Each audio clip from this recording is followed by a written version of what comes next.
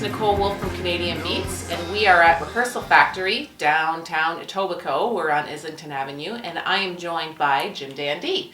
Thanks so much for joining us today, guys. Thanks for having us. Thanks, yeah, definitely. So, who is to my right here?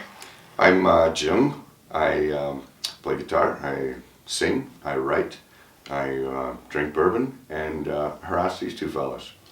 Sounds like a good job. And to my left? I'm Sean, I'm the drummer. Awesome. Bobby on sax. Also known as? Jason on sax. Jason on sax. Mainly Awesome. Bobby. Mainly Bobby. Awesome.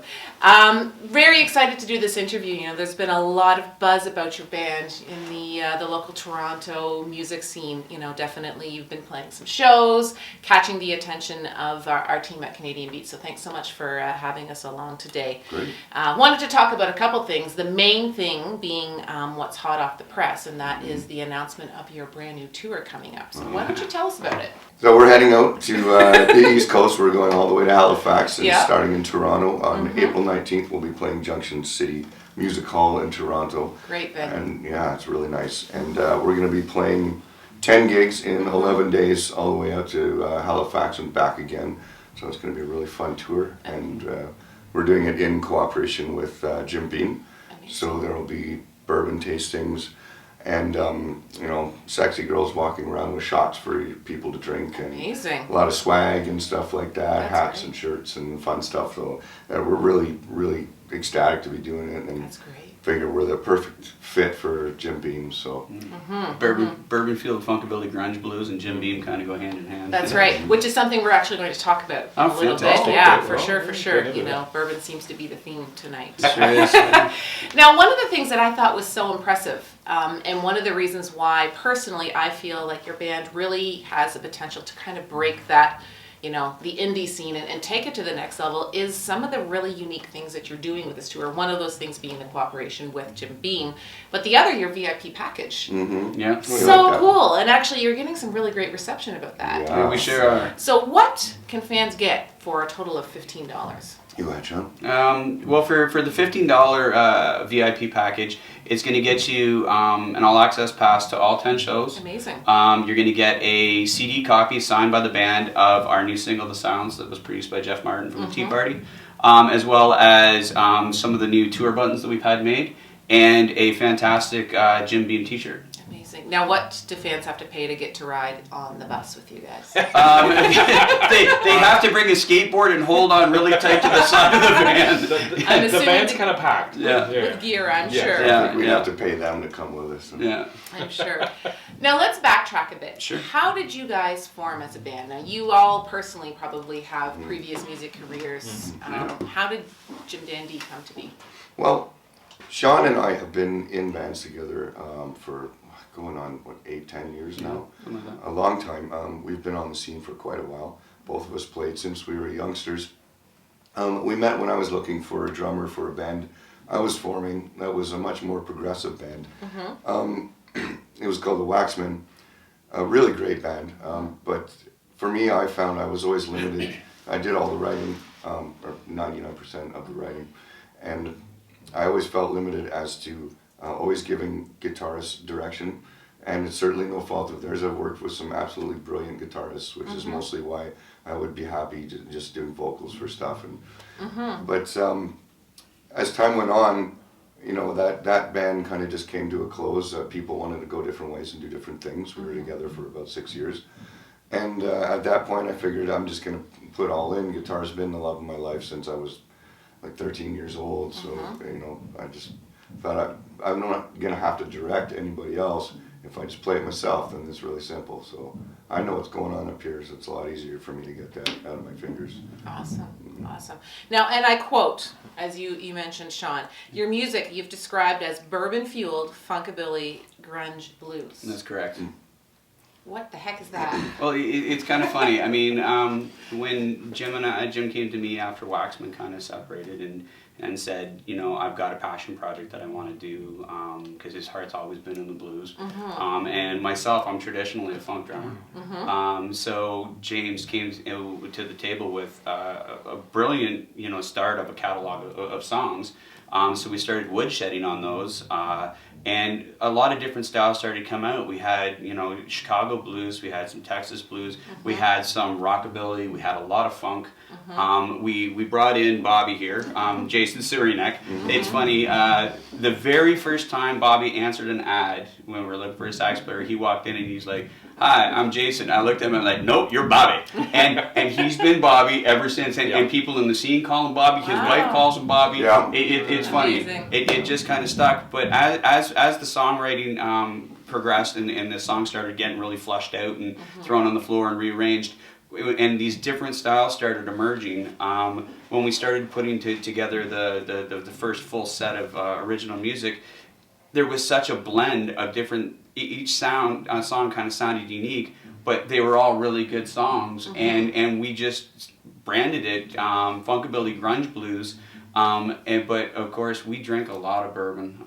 There's bottles up there. Our last space that we were at, that was full. Actually. That entire shelf was full. It was, And we've got another bottle over here. But it's just part of the fuel that where the blues feel comes from in our songwriting. Definitely. And so yeah, Funkabilly Grunge Blues. That makes sense. Makes sense. Now, Jim, personally, blues is something that is near and dear to your heart. You probably see yourself more on the new blues kick as opposed to like an old school blues kick. Tell me about that. Yeah, that's something that I've called it for a long time, and the new blues to me is anything basically after Jimi Hendrix. Right. We started out with Robert Johnson and Son House, and that evolved, and Muddy Waters invented electricity. Evolved on till you got Buddy Guy and Stevie Ray Vaughan, all these great players that just kept getting louder and better. But something happened in the 60s, and you've got Janis Joplin, even a lot of the Doors like Robbie Krieger, fantastic blues guitarist. To me, that's all new blues, because it took it to a different level. It could get heavier, it could get crazier, it could get psychedelic, but all that whole chunk of music, even Led Zeppelin to a degree, is all labeled psychedelic, which is a very vague label. It is. And I think it's all new blues. These are all guys that got all their ideas from the blues players that came before. And I think that it's something that is still not being recognized right now. There's a really, really fantastic blues scene in Toronto. Currently, it's very old school. I mean, there's still stuff like, Jack White and et cetera, et cetera. You could go on all day about new blues is still being made. And right now they're labeling it alternative. However, the actual blues scene is more alternative now because it's smaller labels, a lot less money kicking around. The alternative scene actually has the new blues in it, and those guys are actually making money and getting recognition, but not actually for what they're doing. And to me, that's what we do too. This is all new blues. This is all new stuff, but it's all based on that, and it never really. There's not really any genre of music and with a guitar and a set of drums, and that isn't blues really. It's so true. I think it's funny. Like one of the most mainstream rock and roll bands today, iconic. Started out as a blues band, and that's AC/DC. AC/DC started out as a pure blues band with Bon Scott singing blues. And you listen to their early albums, and they're doing Baby Please Don't Go, Johnny Be Good, and old school blues covers, except spiced right up with Angus Young's guitar style. And we all know, music is so cyclical. You have the new resurgence of the '70s sound that started coming up. You see bands kicking back with that southern rock sound like Monster Truck, a band that I'm a big fan of, Rival Sons, from Huntington Beach. They brought that Zeppelin-esque kind of rock and roll sound to the forefront. So it's just kind of dumb luck that Jim Dan Dee started writing the kind of music that we did, and it seems that's the style that people are really starting to take notice to. But to get to do the shows that we do and the tours, we're 100% completely independent. And people see us on stage, they love what we do, they see the high energy rock and roll, they see our really interactive stage show. But it's the behind the scenes. It's the amount of work that especially this man over here does on a full-time basis to keep the Jim Dan Dee machine going. The tour itself, I mean, James and I talking to booking agents and booking the dates and fiddling with the calendar and trying to make it so we're not crisscrossing all over the place. All done by, and that's truly what it means to be an independent band, because we're doing it 100% independently funded and booked and performed. Amazing. Well, you know, we wish you the most success, and we hope and we know that you know, it'll be great. Yeah. We've got lots of fans on the East Coast. Actually, Canadian Beats originated out of Halifax. So, Oh, fantastic! So you know, hopefully we can get some coverage for you. Yeah. Excellent. April 27th, we're at the Carlton House in Halifax. See you there. Amazing, amazing. So that's great. Now, you mentioned you worked with Jeff Martin The from captain. the Tea Party Yeah. on your last single, "The Silence," which is being given out as part of the VIP package, and I'm sure it'll be played on tour. Yes. He's got a bit of a blues touch to him as yeah. well. I mean, He's a bit of a blues is a bit of an understatement. Yeah. He's Mr. Blues. Yeah. What was it like working with Jeff? Well, Jeff is an unbelievable player. He's really amazing at being able to hear many parts in his head, to the point where it took us a while to trust him. But we put our faith in him. Yeah. And you know, he's building up the layers, and you're kind of like, no, this is not working. But I'm gonna wait and see where he's going. Then all of a sudden, you know, the sixth saxophone gets recorded. Yes. And it sounds like Play it one like this, but saxophone, again. but really awesome. You know, Yeah. he really did an interesting job. We really enjoyed working with him. Really brought the Motown in us, which is something that I think when we first started wasn't a big part, but it is now at our shows and stuff. We really like the high energy kind of feel, and really like to just get that one beat going, and the crowd loves it, and it's the perfect kind of music for the end of the night for the bar owner to get on stage and start pouring whiskey down people's throats. Yeah, Nice. yeah, that was fun. Yeah. Nice. When we first met Jeff, it was funny. I was James had met him a couple times before we had sort of set things up, and he was explaining working with him. He's like, "Oh, he's the best to work with," and I went. I was unprepared to meet him, and just to meet him the first time. Hey, Jeff Martin, how you doing? Just this aura of rock star. Oh yeah. It's like meeting Batman. It is. Honestly, it really is, man. I didn't expect to have just to meet a rock star and go, oh my god, just that. He has a presence about him. He does. He It's his really presence, does. and I was totally unprepared for that, and it was interesting to work with that presence. I think for me, you know, meeting a guy like Jeff, who is, you know, a rock and roll icon, but he was just so inviting, open, warm, and like I told him, I said, you know, Jeff, at the risk of sounding like a fanboy, I've been following you since the Tea Party first launched.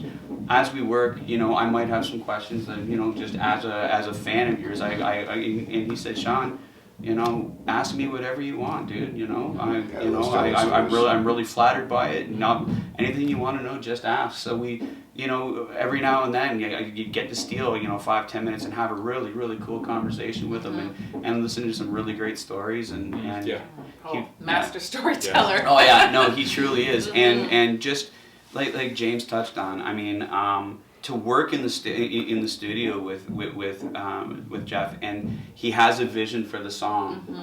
And when we were approached by Jeff, we turned over the catalog and we said, "You choose the song." And he went through the entire catalog, and I'm telling you, he pulled a song that we not in a million years thought he was ever going to choose. Really? Oh Yeah, last and- one on our list. Yeah, and we just kind of went, okay, you're the boss, so if you want to do that. But he's like, boys, trust me, I've got an idea, I've got a vision for it. And it's funny, it's from where it started when we first wrote it and where it came from after working with Jeff, it's a different song, completely different song. We actually But stopped playing it, I think. yeah, but the original hooks are still there. There's just plenty more of them. It's properly arranged. I mean, working with the captain was a truly memorable experience. Yeah. You know, I've recorded a lot in my life, and Yeah. and that was easily the most iconic recording session I ever did. It was 3 days, and went by in a blur, and there was highs, there was lows, there was a lot of frustration. You know, because again, people don't understand. They hear the rock and roll, they see you live, but when you get into the studio where it's kind of a sterile environment, but you have to make sure that what you're playing doesn't come off as sterile, and you can hear every little groove, but every little mistake too. And that's where you really just have to knuckle down and be the best musician that you can possibly be, and lay down the best track. Amazing. Now, what I love about it, I mean, I'm also a huge Tea Party fan, huge Tea Party fan, which is probably why you guys kind of fell into my lap. Cool. Because you were at Metalworks when the Road Heavy was also recording Sure, with yeah, him. So I absolutely. think that's kind of how it all That's came when to I be. first met Jeff, yeah. That's right. Yeah. So, I like to listen to music that he's produced that isn't the Tea Parties or his solo work, and try and find the Jeff in it. And, it's so uniquely Jim Dan Dee. I mean, it's not a Tea Party song, it's not a Jeff song, but it's been produced masterfully. So cool. it's nice to hear, but it's definitely you guys. So And it's if you listen carefully in some of the backups, you just might hear a hint of Mr. Jeff Martin. I wouldn't doubt it. Just a Oh. couple. Sure. Just a couple. So after your tour, what does the rest of 2017 look like? More touring. More Yes. touring. Really? Yeah, Yeah, yeah. It's a year for touring, is We're, it? we're going to definitely be going back to the East Coast. Yeah. It might be as late as September. Try and get there before the snow hits Quebec, that's for sure. Yeah. Hopefully, yeah. But we also, there's a good chance we're going to venture into the United States this year Very as well. nice. Yeah. We're going to start down towards New York and kind of build up a fan base, and then start to let the tree grow its roots all the way down to the south, because really, Yes. ideally, the south is where we want to be. So plan on being in South by Southwest next year. Nice. There's a possibility we'll be working with somebody from Canada who now lives down in Texas that a lot of people might know. So we have lots of reasons to go there, and Amazing. really feel like that crowd really likes the style of music that we're doing as well. So, and I like to be warm. I just like being warm. Well, Just Who want to doesn't? slow My more. goodness. it's we're really going to be watching the climate of the United States when it comes to musicians. Like the band Soviet from Italy was turned away, even though they had all their paperwork in order. They were supposed to play South by Southwest.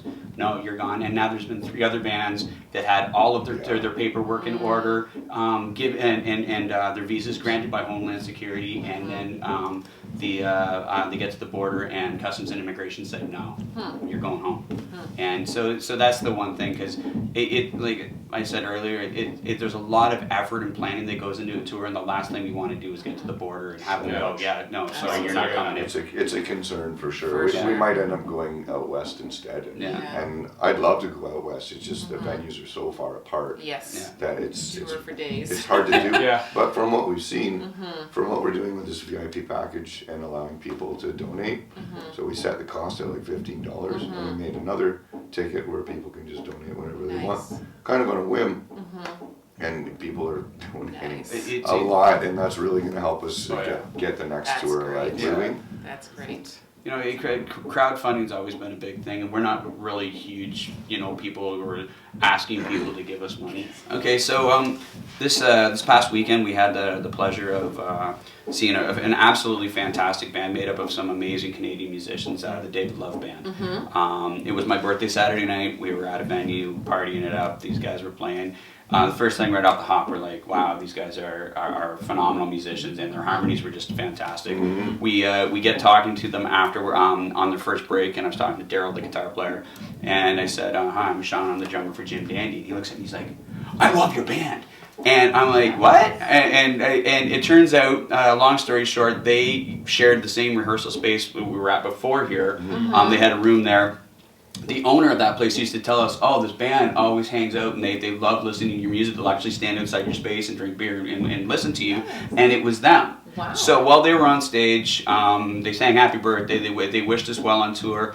And then David said, we've been doing this a long time. When we were the guy's age, we were out doing, touring Canada doing it, and this is the next generation. We have to support Canadian music, and they donated their entire night's pay to our tour. Amazing. I mean, absolutely, we were absolutely dumbfounded, and that's just, Canadian musicians supporting other musicians, and we can't thank the David Love Band enough. I mean, Amazing.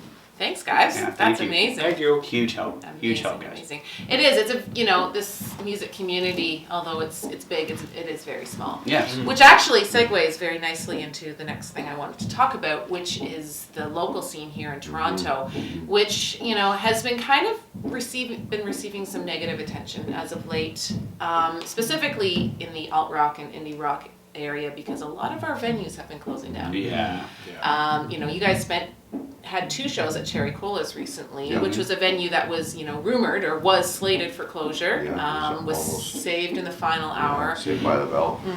Hideout was another one that, Yeah. fans are definitely missing. Yeah, the Good Boys, that was tough. That was a tough one. They'll be back. They'll be back. Yeah. They're For still sure. popping up right now. So. For sure. They're doing pop-up shows. Yeah. For sure. Now, what are your thoughts on this whole club closure in Toronto thing? Is it endemic to Toronto? What's going on?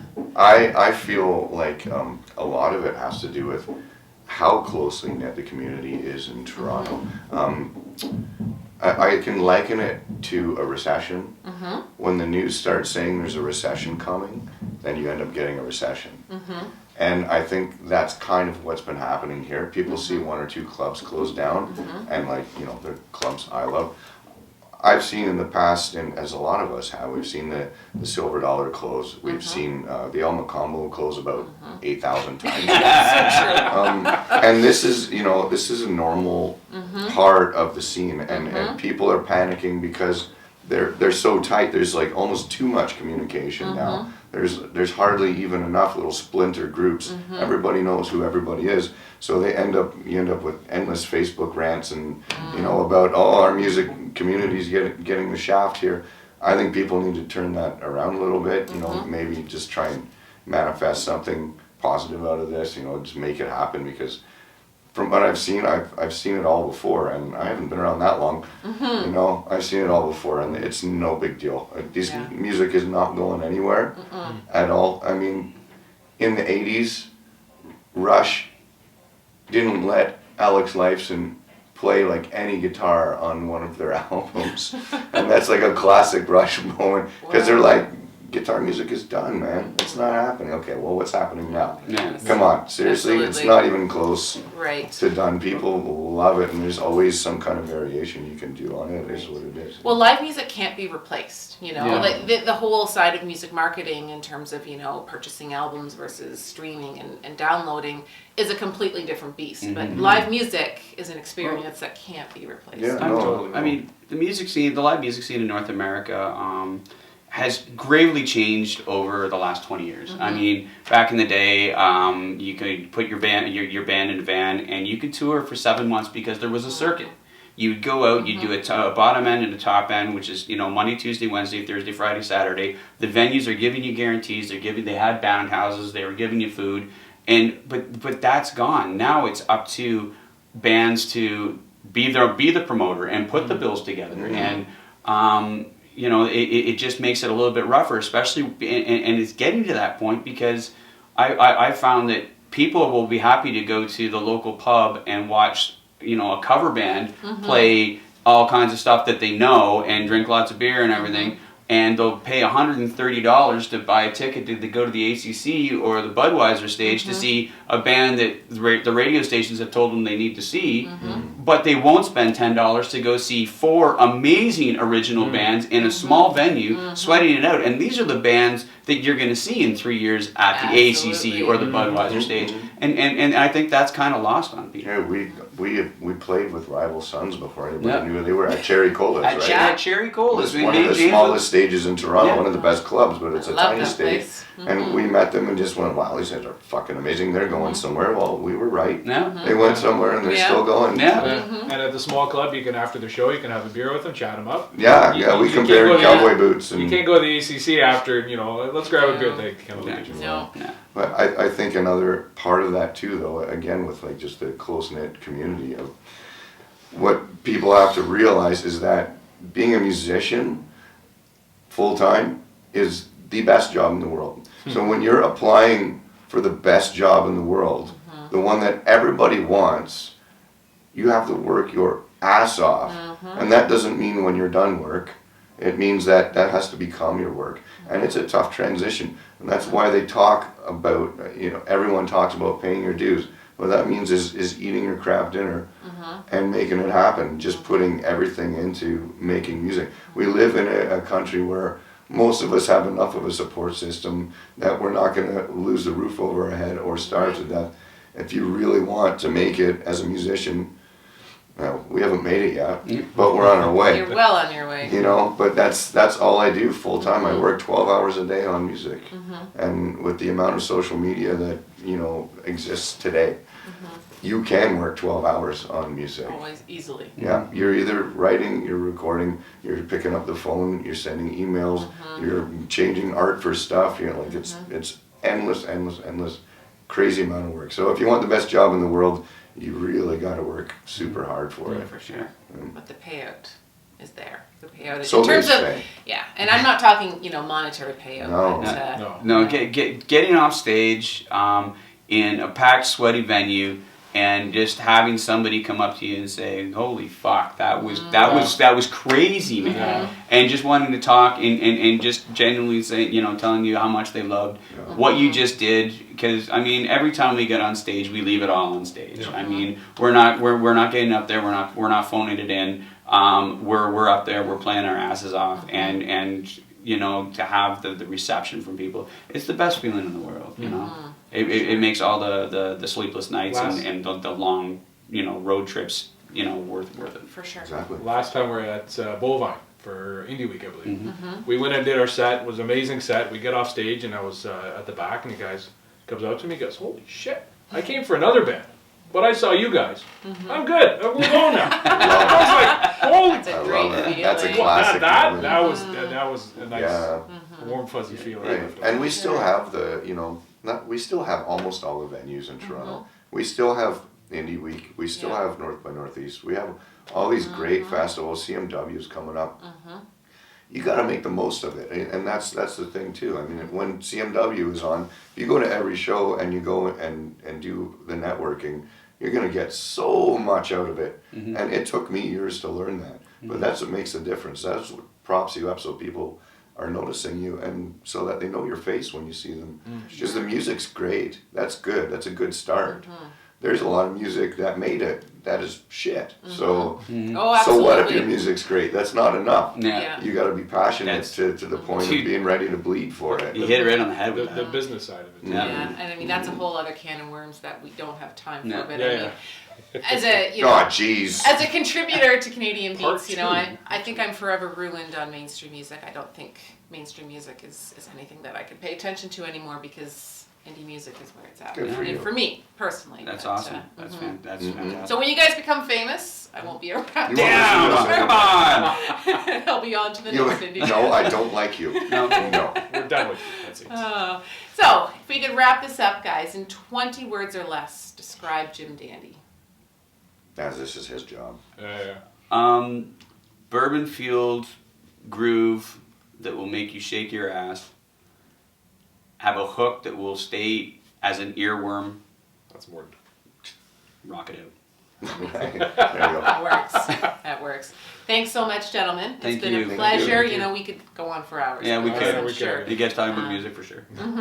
Check them out. They're on an East Coast tour heading out this April, and definitely worth it. At jimdandee.com for all the details. Awesome. We'll definitely have all your socials posted up so they can Excellent. see Thank you that. so much. Thanks, Nicole. guys. Thank This you. has been Thank Nicole you. Wolfe from Canadian Beats, and we'll catch you next time. What